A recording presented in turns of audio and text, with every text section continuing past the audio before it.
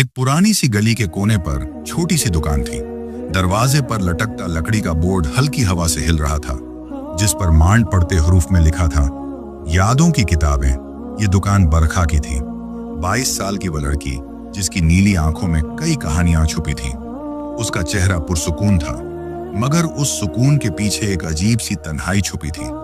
उसके वालिद बरसों पहले दुनिया से चले गए थे और माँ एक पुरानी बीमारी के साथ बिस्तर से लगी हुई थी। बरखा के लिए यह दुकान ही सब कुछ थी, एक विरासत, एक पनाह, एक जिम्मेदारी। हर शाम वह आती, दरवाजा खोलती, किताबों पर जमी गर्द साफ करती और खामोशी से कुर्सी पर बैठ जाती। ग्राहक कभी कभार आते और ज्यादातर वक्त किताबें ही उसकी साथी होती। वह किताबों से बात करती थी, उनके सपनों में खुद को तलाश करती थी। वह उन किरदारों से जुड़ जाती थी जो कभी खुद भी तन्हा थे। उसी गली के उस पार एक सुनसान सा रास्ता था जो दरख्तों से ढका हुआ था। हर शाम जब बरखा दुकान बंद करके घर की तरफ जाती तो उसी रास्ते से गुजरती। एक शाम जब वह तन्हा उस वीरान राह से गुजर रही थी, उसकी नीली आंखों में उदासी तैर रही थी। शायद उसे लगा कि कोई उसकी तरफ देख रहा है, लेकिन उसने पलटकर नहीं देखा। वह नजर अरमान की थी। अरमान 24 साल का एक ऐसा वजूद जो बाहर से इंसान लगता था, लेकिन वह इंसान नहीं था। वह एक जिन था, मगर आम जिनों जैसा नहीं। उसे इंसानों से नफरत नहीं थी, बल्कि वह उनके जज्बात को समझने की चाह रखता था। वो उन दिलों की धड़कनें सुन सकता था जो चुपचाप दर्द सहते हैं। और उस शाम वो बरखा के दिल की धड़कन में उदासी की गूंज सुन सका। वो पहली बार बरखा को देखकर ठहर गया। उसकी आंखें, उसका चलना, उसकी खामोशी, सब कुछ अरमान को कुछ लम्हों के लिए उस दुनिया से जोड़ गया जिससे वह हमेशा दूर रहा था। उस दिन के बाद से वह हर शाम उसी जगह आकर बरखा को देखने लगा, छुपकर, दूर से, बस एक नजर। एक दिन बहुत हिम्मत जुटाकर अरमान दुकान के अंदर आ गया। बरखा उस वक्त एक पुरानी किताब के पन्ने पलट रही थी। क्या मैं ये किताब ले सकता हूँ? ये अरमान की पहली आवाज थी जो बरखा ने सुनी। वह चौंकी, मगर फिर हल्के से मुस्कुराई। जी, ले जाइए, लेकिन वापस जरूर लाइएगा। ये मेरे वालिद की पसंदीदा किताबों में से है। अरमान ने किताब हाथ में ली और बिना कुछ कहे निकल गया। अगले दिन वही किताब वापस आई, लेकिन उसके अंदर एक बारीक सा खत रखा हुआ था। बरखा ने हैरत से वो कागज खोला। उसमें लिखा था, कुछ जख्म ऐसे होते हैं जो लफ्जों से नहीं छुपते, लेकिन अगर कोई लफ्ज समझ ले तो वही जख्म दुआ बन जाते हैं। बरखा ने वो कागज देर तक थामे रखा। दिल की कोई लहर उस खत से टकराकर उसकी गहराई में उतर गई। अब ये एक रोज का सिलसिला बन गया।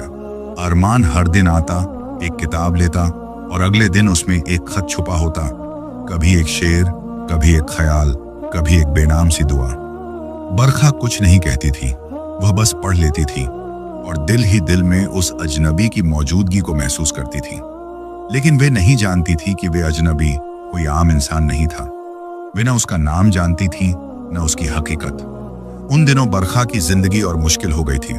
माँ की तबीयत बिगड़ चुकी थी और दुकान की आमदनी भी कम हो रही थी। दवा, किराया और बिजली सब एक बोझ बन गए थे। एक रात जब वे दुकान बंद करके घर लौट रही थी, उनकी आंखों में नमी थी। वे अपने आंसू पोंछने की कोशिश कर रही थी, लेकिन उन नीली आंखों का दर्द अब छुपा नहीं था। अरमान उस रात भी वहीं था, दरख्तों की आड़ में छुपा, खामोश खड़ा। वह पहली बार बरखा के चेहरे पर इतनी बेबसी देख सका। वे उसका दर्द महसूस कर सकता था और शायद उसी लम्हे वे समझ गया कि अब सिर्फ लफ्ज काफी नहीं है। उस रात बरखा के दरवाजे पर एक लिफाफा पड़ा मिला। उसमें एक छोटा सा खत था।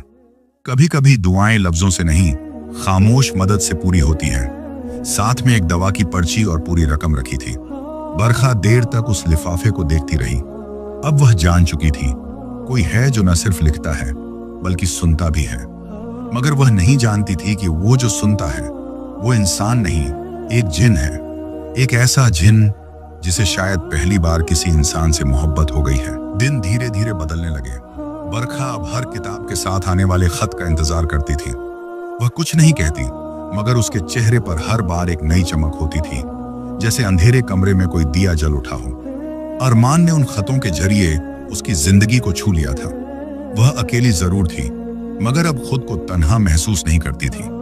अरमान अब हर शाम उस दुकान के सामने से गुजरता, कुछ पल रुकता, छिप कर देखता और फिर एक नई किताब के साथ एक नया खत छोड़ जाता।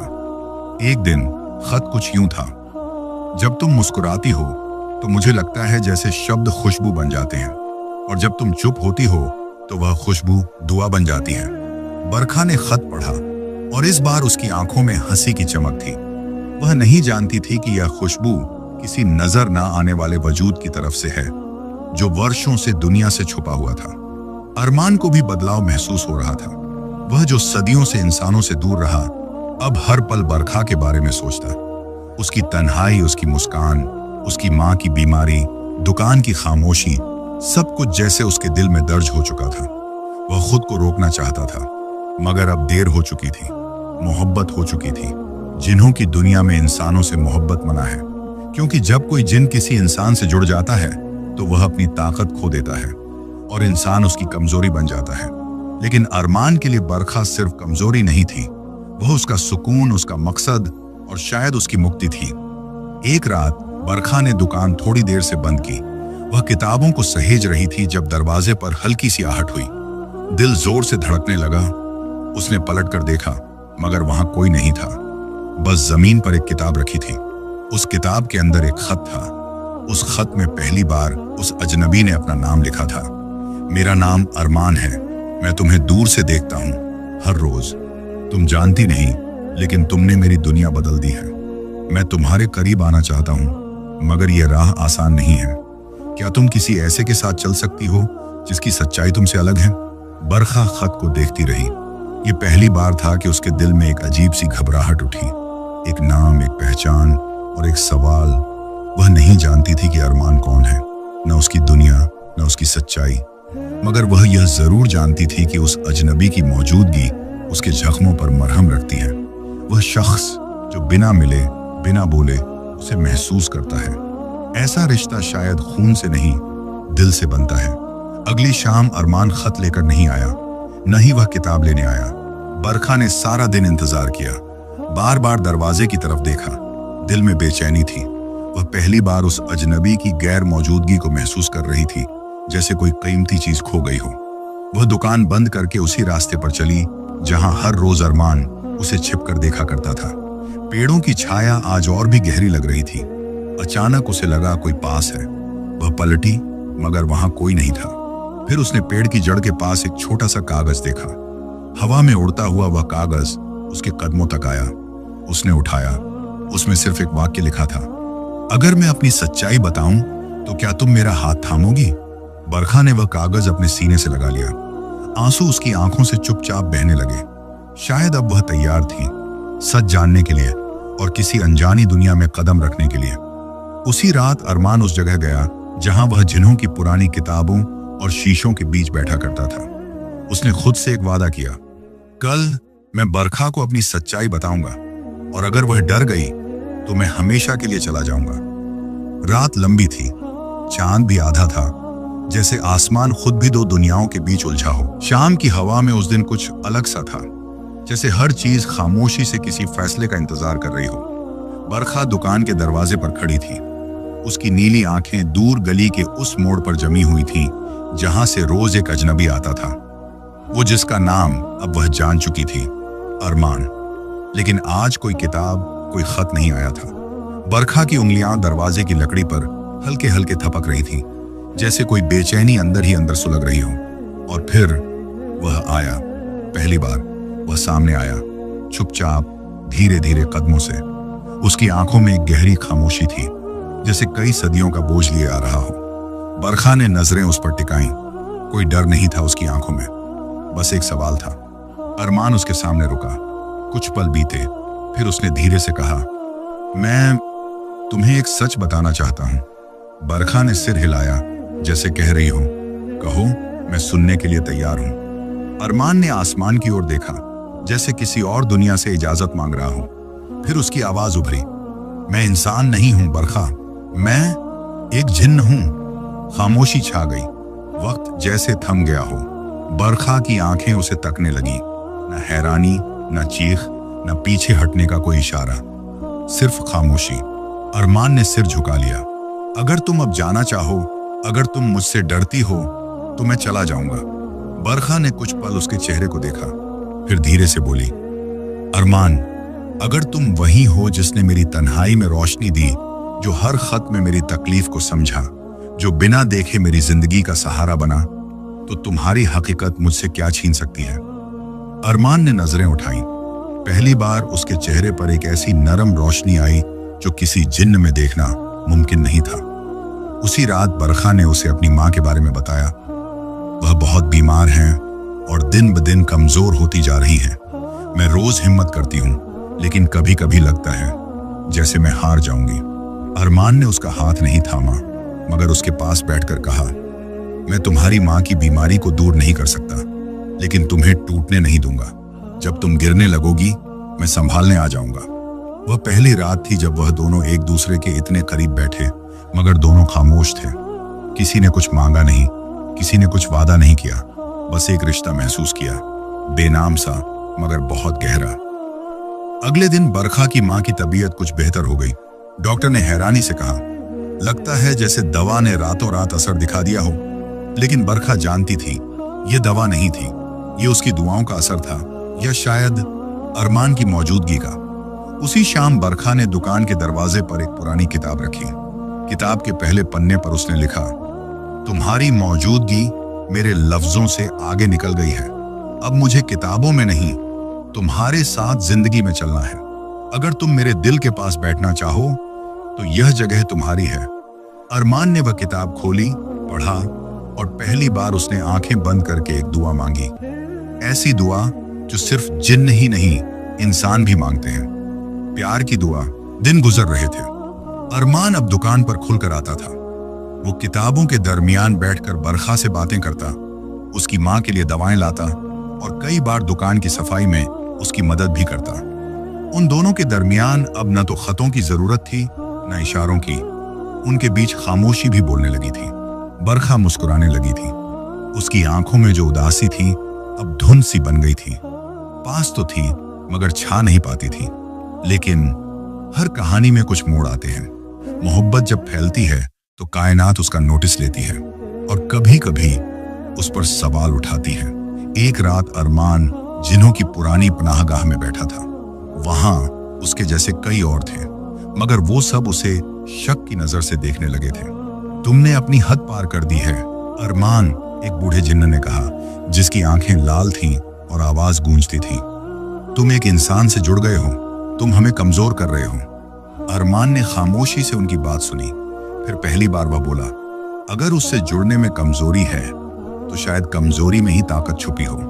उसकी ये बात बाकियों को बर्दाश्त नहीं हुई।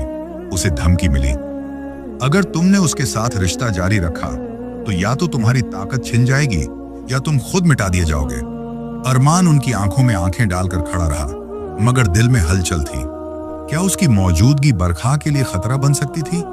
अगले दिन बरखा ने महसूस किया कि अरमान खामोश है। वो उससे बात तो करता, मगर उसकी आंखों में वही गहराई नहीं रही थी। वो हंसता, मगर उसकी मुस्कान में कुछ अधूरा होता। क्या बात है अरमान? बरखा ने आखिर पूछ ही लिया। अरमान ने नजरें चुराई और आहिस्ता से बोला, कभी कभी जो हम चाहते हैं वही हमें दूर ले जाता है। क्या तुम मेरे साथ नहीं रहना चाहते? बरखा की आवाज लरज गई। मैं चाहता हूं, अरमान ने फौरन कहा, मगर मेरी दुनिया तुम्हारी दुनिया से अलग है। वो लोग जो मुझ जैसे हैं वो इस रिश्ते को कबूल नहीं करेंगे। क्या मोहब्बत भी इजाजत की मोहताज है? बरखा की आंखों में नमी थी। नहीं, अरमान ने कहा, लेकिन कभी कभी मोहब्बत को बचाने के लिए हमें खुद को कुर्बान करना पड़ता है। वह लम्हा दोनों के दरमियान दीवार बन गया। खामोशी जो पहले मोहब्बत की गवाह थी अब जुदाई की खबर बन चुकी थी। उसी रात बरखा की माँ की तबीयत अचानक बिगड़ गई।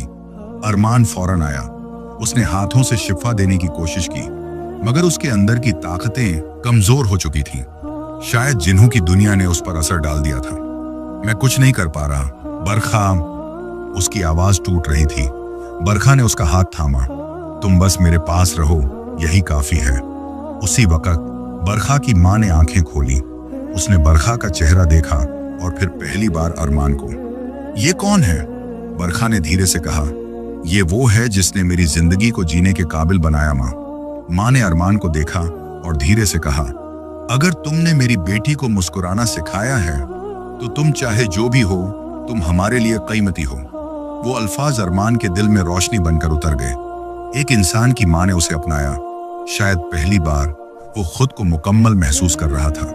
लेकिन जैसे ही अरमान रात के अंधेरे में अपनी पनाहगाह की तरफ लौटा, उसे एक आखिरी चेतावनी दी गई। अगली बार तुम्हें चुनना होगा, या तो वो लड़की या तुम्हारा वजूद। अरमान चुप रहा, मगर दिल में एक तूफान उठ चुका था।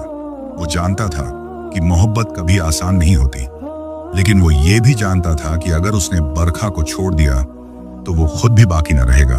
धूप और छांव की तरह अरमान और बरखा की मोहब्बत भी अब रोशनी और अंधेरे के बीच झूलने लगी थी। एक तरफ सुकून था जो वो एक दूसरे की मौजूदगी में पाते थे, और दूसरी तरफ वो ताकतें जो उन्हें जुदा करने पर तुली थीं। बरखा ने वो सब कुछ महसूस कर लिया था जो अरमान ने अभी तक लफ्जों में बयान नहीं किया था। वो जानती थी कि कुछ न कुछ ऐसा है जो अरमान को अंदर से खींच रहा है। ऐसा लगता था जैसे वो उससे हर दिन और करीब हो रहा है, मगर दिल ही दिल में हर रात खुद से कुछ दूर होता जा रहा है। एक शाम जब आसमान पर सुर्खी फैल रही थी, बरखा ने अरमान से कहा, तुम मेरे साथ एक जगह चलो। अरमान खामोशी से उसके साथ चल पड़ा। वो उसे अपनी दुकान के पीछे एक छोटे से बगीचे में ले गई, जहां पुरानी लकड़ी की एक बेंच थी और दाईं जानिब एक सूखा दरख्त जो अब भी अपने वजूद पर कायम था। ये जगह मेरे वालिद को बहुत पसंद थी, बरखा ने धीरे से कहा। यहां बैठकर वो किताबें पढ़ा करते थे और अक्सर मुझसे कहा करते थे, बेटा, जिंदगी अगर सच हो तो कहानी बन जाती है। अरमान ने उसकी तरफ देखा। उसकी आंखों में वो चमक थी जो उसकी सच्चाई को छुपने नहीं देती थी। बरखा ने उसकी आंखों में झांका और कहा, तुम चाहे जो भी हो, मेरी जिंदगी की सबसे खूबसूरत कहानी तुम ही हो, अरमान। अरमान की पलकों में लर्जिश आ गई। वो इतने लफ्जों का आदी न था, वो जज्बों के इस बहाव से नावाकिफ था। लेकिन तुम नहीं जानती कि मैं किस दुनिया का हूं, बरखा। मेरे होने से तुम्हें नुकसान भी हो सकता है। तो फिर? बरखा की आवाज में सुकून था। ये नुकसान भी मैं खुशी से कबूल करूंगी, क्योंकि तुम्हारे बिना जो जिंदगी बचेगी वो जिंदगी नहीं होगी, सिर्फ सांसें होंगी। उसी रात अरमान ने एक फैसला किया। वो जिन्नों की पनाहगाह में दोबारा गया, लेकिन इस बार वो किसी वजाहत के लिए नहीं, बल्कि अपने हक के लिए गया था। मैंने चुन लिया है, उसने उन सब के सामने कहा। मैं उस लड़की के साथ रहना चाहता हूं, चाहे मेरे वजूद की कीमत पर ही क्यों ना हो। जिन्हों में एक हंगामा सा मच गया। क्या तुम जानते हो तुम क्या मांग रहे हो? एक बुजुर्ग जिन ने गुस्से से पूछा। ये एक इंसान की खातिर अपनी हकीकत का इनकार है। अरमान की आवाज में लर्जिश न थी। मोहब्बत हकीकत का इनकार नहीं करती, वो उसका नया मतलब बनाती है। अगर तुम्हारे कानून में मोहब्बत की कोई जगह नहीं, तो फिर शायद मुझे उस कानून में रहने की जरूरत नहीं। उस रात अरमान ने जिन्हों की दुनिया को हमेशा के लिए खैरबाद कह दिया। अगले दिन जब बरखा ने दुकान खोली तो दरवाजे पर वही पुरानी किताब रखी थी जिसमें अरमान पहला खत छोड़ा करता था। लेकिन इस बार किताब के दरमियान कोई खत नहीं, एक नया सफा रखा था। मोहब्बत ने मुझसे मेरी दुनिया छीन ली, लेकिन तुमने मुझे एक नई दुनिया दे दी। अब मैं जिन नहीं हूं, मैं सिर्फ तुम्हारा अरमान हूं। बरखा की आंखों से खामोश आंसू बहने लगे, लेकिन वो आंसू दर्द के नहीं थे, वो तस्लीम की खुशबू से भरे हुए थे। कर बाहर आई और जैसे ही उसने दरख्तों के बीच उसे खड़ा देखा, वक्त थम गया। वो एक दूसरे के करीब आए और पहली बार बगैर किसी खौफ, किसी फासले के एक दूसरे के वजूद को महसूस किया।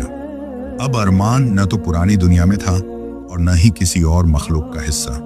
वो अब सिर्फ एक जज्बा था, एक मुकम्मल मोहब्बत जो न जमीन की थी न आसमान की, बस बरखा के दिल की थी। मोहब्बत जीत चुकी थी।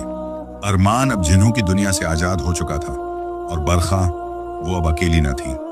दुकान पहले जैसी ही थी, किताबें, खुशबू, लकड़ी की पुरानी मेज, लेकिन अब उनमें जिंदगी की नई हरारत थी। अरमान दिन में बरखा के साथ दुकान संभालता और रात को उसकी माँ के पास बैठकर पुराने किस्से सुनता, उसकी दुआएं लेता। मोहल्ले वाले अरमान से मानूस होने लगे। उसे कोई ज्यादा जानता न था, मगर बरखा की आंखों में उसके लिए जो एतबार था वो सब कुछ कह जाता था। एक दिन जब सर्द हवा किताबों की शेल्फों से खेल रही थी, बरखा ने अरमान से पूछा, अगर तुम अब जिन्न नहीं रहे तो क्या तुम मर सकते हो? अरमान ने हल्की सी मुस्कान के साथ जवाब दिया, अब मैं जिंदगी के उसूलों पर चलता हूँ, सांस लेता हूँ, थकता हूँ, और हाँ, अब मैं मर भी सकता हूँ। बरखा का दिल डूब गया। मोहब्बत ने उसे दिया था, मगर अब वो उसे खोने से भी डरने लगी थी। तो तुमने ये सब मेरे लिए किया? उसने धीरे से पूछा। नहीं, अरमान ने उसकी आंखों में देखकर कहा, मैंने ये सब अपने लिए किया, क्योंकि मैं सिर्फ तुम्हारे साथ जीना चाहता हूँ, मरना नहीं। बरखा उसके करीब आई और पहली बार उसने उसका हाथ थामा, जैसे ये यकीन दिलाना चाहती हो कि अब जो कुछ है वो हमेशा के लिए है। लेकिन किस्मत को शायद अभी कहानी का इख्तिताम मंजूर न था। एक रात जब बरखा दुकान बंद करके वापस जा रही थी, दरख्तों वाले रास्ते पर उसे अजीब सी सरसराहट सुनाई दी। वो रुकी, पीछे देखा, कोई न था। अचानक उसे महसूस हुआ जैसे हवा में कुछ बदला हो। वही दरख्त, वही रास्ता, मगर फजा में कोई अजनबी सी थकन छुपी हुई थी। अगले दिन दुकान खोलते वक्त अरमान ने देखा कि किताबों की एक शेल्फ गिरी हुई थी। कुछ किताबों पर स्याह धब्बे थे, जैसे किसी ने उन पर साया डाल दिया हो। अरमान फौरन समझ गया, जिन्हों की दुनिया ने उसे छोड़ा जरूर है, मगर भुलाया नहीं। रात को बरखा सो रही थी जब उसने ख्वाब में अपने वालिद को देखा। वो पुरानी दुकान में बैठे हुए थे, चेहरे पर मुस्कान और उनके हाथ में एक नई किताब। बेटा, उन्होंने कहा, अरमान से मोहब्बत तुम्हारी सबसे बड़ी हिम्मत है, लेकिन ये मोहब्बत अब आजमाइश से गुजरेगी। सायों ने हार नहीं मानी, बस छुपकर वार कर रहे हैं। बरखा हड़बड़ाकर उठी, पसीने पसीने, सांसें तेज। क्या ये सिर्फ ख्वाब था? उसने खुद से सवाल किया। मगर तभी खिड़की के बाहर से एक साया गुजरा, खामोश मगर मौजूद। दूसरे दिन अरमान ने बरखा को सब कुछ बता दिया। जिन्हों की दुनिया में कुछ ऐसे भी होते हैं जो कभी नहीं चाहते कि कोई उनसे हटकर जिंदगी गुजारे। वो मेरे फैसले से नाराज हैं और वो जानते हैं मुझे तकलीफ देने का सबसे आसान तरीका तुम हो। बरखा खामोश रही, फिर उसने होले से कहा, तो क्या अब हम फिर से छुपेंगे? अरमान ने उसकी आंखों में देखा। नहीं, इस बार हम छुपेंगे नहीं, मुकाबला करेंगे, मगर जंग से नहीं, मोहब्बत से। उसी रात बरखा ने दुकान के दरवाजे के ऊपर एक नया बोर्ड लगाया। ये दुकान अब सिर्फ किताबों की नहीं, ये उन कहानियों की है जो दिलों में लिखी जाती हैं। और नीचे एक छोटा सा कागज चिपका दिया, अरमान की मोहब्बत में खुश आमदीद। वो दोनों हाथ थामे खड़े थे, जैसे हवाओं को चैलेंज दे रहे हों कि आओ, अगर हिम्मत है तो आजमा लो। हम अब न टूटेंगे, न छुपेंगे, न हारेंगे। मोहब्बत जीत चुकी थी। अरमान अब जिन्हों की दुनिया से आजाद हो चुका था, और बरखा, वो अब अकेली न थी। दुकान पहले जैसी ही थी, किताबें, खुशबू, लकड़ी की पुरानी मेज, लेकिन अब उनमें जिंदगी की नई हरारत थी। वो रात जैसे किसी खामोश तूफान की आहट थी। आकाश पर बादल थे, मगर जमीन पर एक खामोश यकीन, जिसे बरखा और अरमान दोनों ने सीने से लगा रखा था। बरखा की आंखों में अब वो डर नहीं था जो पहले सायों की बात पर छा जाया करता था, और अरमान अब वो महज इंसान नहीं रहा था, बल्कि मोहब्बत का ऐसा वजूद बन चुका था जिसके लिए हर कुर्बानी मायने रखती थी। रात के आखिरी पहर जब बरखा दुकान के पिछले कमरे में किताबें सजा रही थी, तभी अचानक दरवाजा अपने आप बंद हो गया। हवा थम गई और दिए की लौ नीली पड़ गई। अरमान ने फौरन महसूस किया कि कुछ होने वाला है। वो दौड़कर उस कमरे की तरफ गया, मगर दरवाजा अंदर से बंद हो चुका था। ना कोई जंजीर, ना कुंडी, फिर भी वो खुलने का नाम नहीं ले रहा था। बरखा ने दरवाजे की दूसरी तरफ से आवाज दी, अरमान, ये वही साए हैं ना? अरमान ने सर हिलाया। डर मत बरखा, मैं हूं तुम्हारे पास। तभी दीवारों पर धुएं की लकीरें सी फैलने लगी और एक आवाज गूंजी, ठंडी, सूखी और अजनबी। अरमान, तुम हमारी दुनिया से निकलकर एक फानी से जुड़ गए। ये हमारी तौहीन है। हम तुम्हें वापस नहीं चाहते, मगर हम उसे मिटा देना चाहते हैं जिसने तुम्हें बदल डाला। अरमान की आंखों में शोले लपकने लगे, मगर गुस्से के नहीं, मोहब्बत के।